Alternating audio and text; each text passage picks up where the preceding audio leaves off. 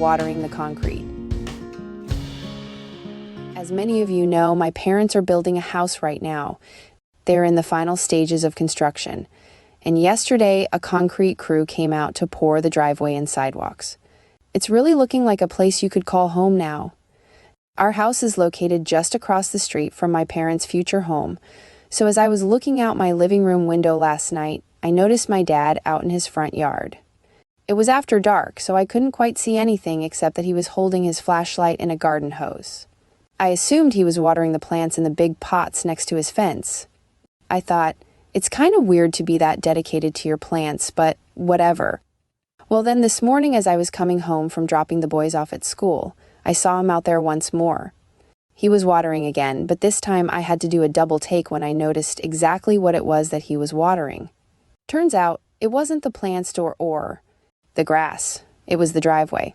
I immediately thought, someone call the doctor. Dad's for sure gone crazy this time. But then it dawned on me, wait. Didn't my hubby say something about this when we first had our driveway poured last year? He used to work in construction and even owned his own concrete business for a while, and I think I remember him saying that if you keep the concrete wet for the first few weeks after it's poured, it will set better and become stronger less. Prone to cracking down the road, no pun intended. But the whole concept still sounded a little out there to me, so I even did a Google search to double check.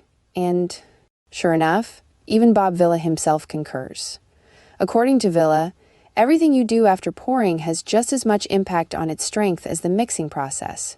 In fact, the chemical reaction between cement and water that binds sand and gravel together to make concrete takes nearly 28 days to fully complete.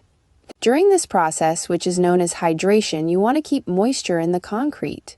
Otherwise, water evaporating too quickly from the surface, which can happen easily outdoors and in direct sun, will weaken the finished product with stresses and cracking. Okay, so I guess my dad's not crazy after all. Sorry for judging you, Dad. Afterward, I realized that the whole reason I thought he was crazy was because I didn't know the reason he was doing what he was doing. I didn't have the same knowledge he had. Aha, light bulb moment.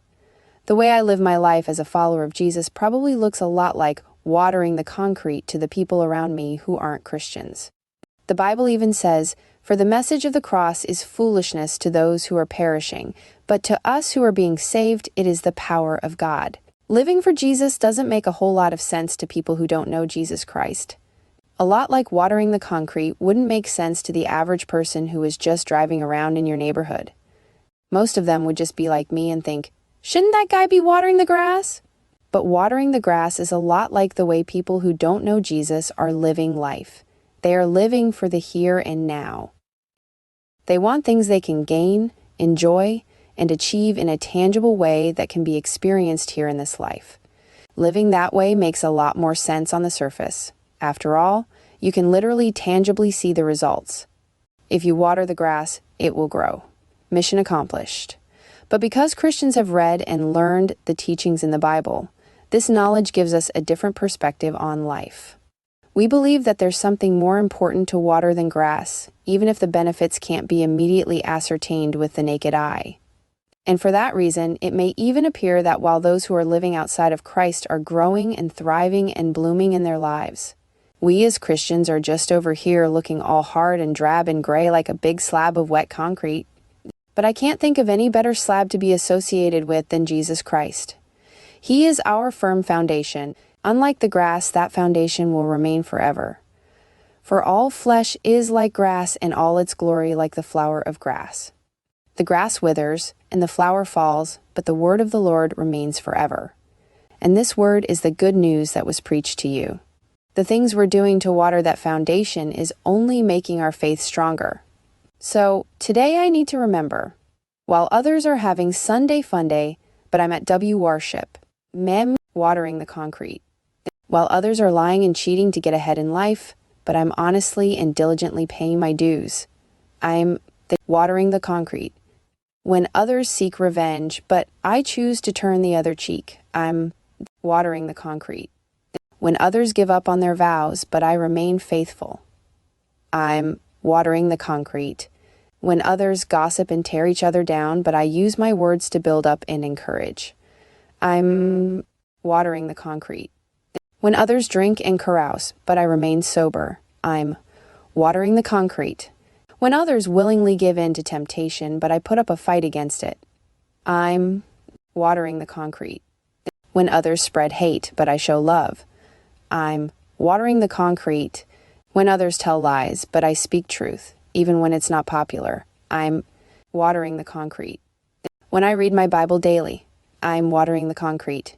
When I talk to the Lord God in prayer, that's watering the concrete.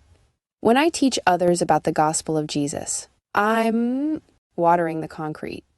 The list could go on and on. Decisions that we make as followers of Christ all might seem foolish to the world, but grab your hose and water on. You know the truth, you know why you're doing it, you know what the scriptures say, and maybe one day someone will come up to you and ask, I wonder why your driveway doesn't have as many cracks as the rest of the neighborhood? What's your secret? And then, just like the scriptures say, you can be ready to give an answer for the hope that is within you and hopefully help someone else point their hose in the right direction too. But you can't start watering the concrete until you've made Jesus your firm foundation. His words are our living water, and there's plenty flowing for you and for me. Take advantage of that today by reading the Bible. If you believe that Jesus is the Son of God, then become a Christian and make Jesus Christ the firm foundation of your life by being baptized today. Until next time, Pwop.